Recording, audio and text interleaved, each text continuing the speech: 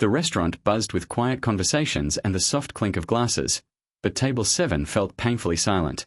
Daniel Carter, a 34-year-old widowed father, sat awkwardly in his chair, checking his watch for the third time. His 8-year-old daughter, Lily, had begged him to try being happy again, while his co-workers had secretly arranged this blind date, convinced he had spent enough years hiding behind work and fatherhood. When the front door opened, every head turned.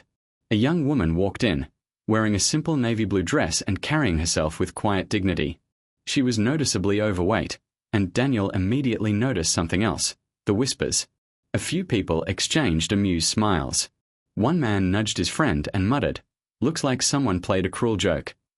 The woman hesitated as she spotted Daniel.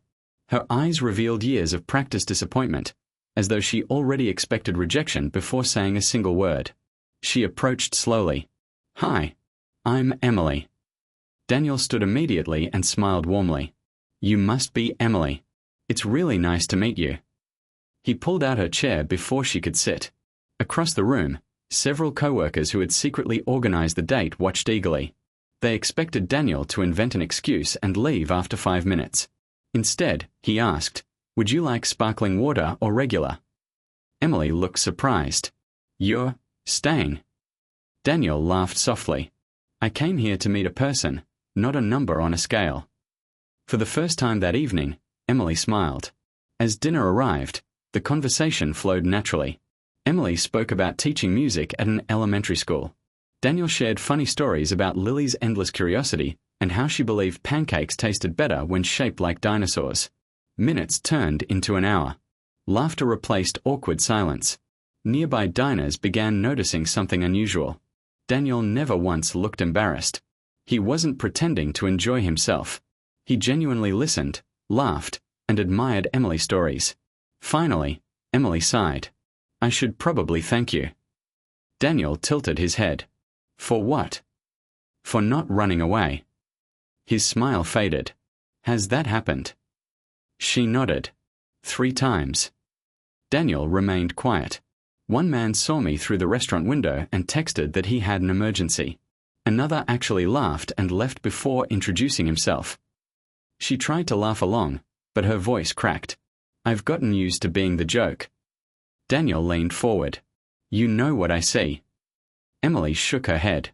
"I see someone who spends every day helping children discover music.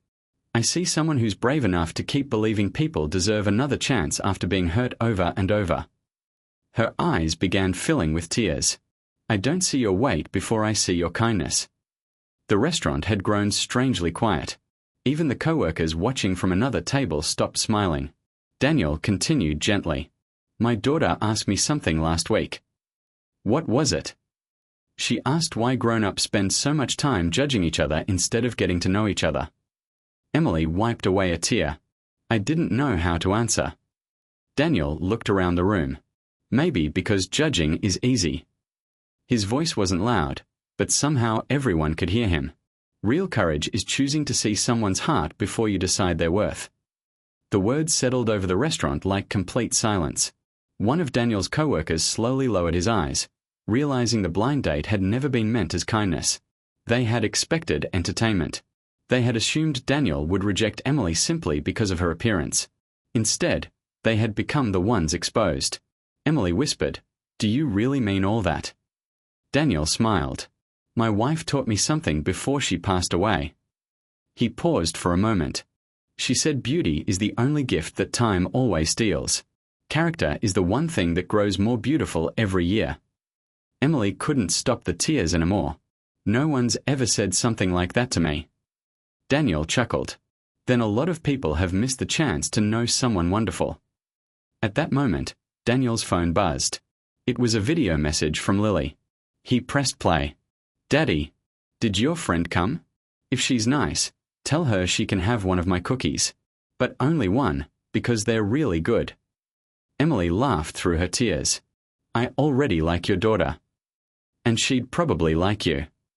When dinner ended, Daniel walked Emily to her car.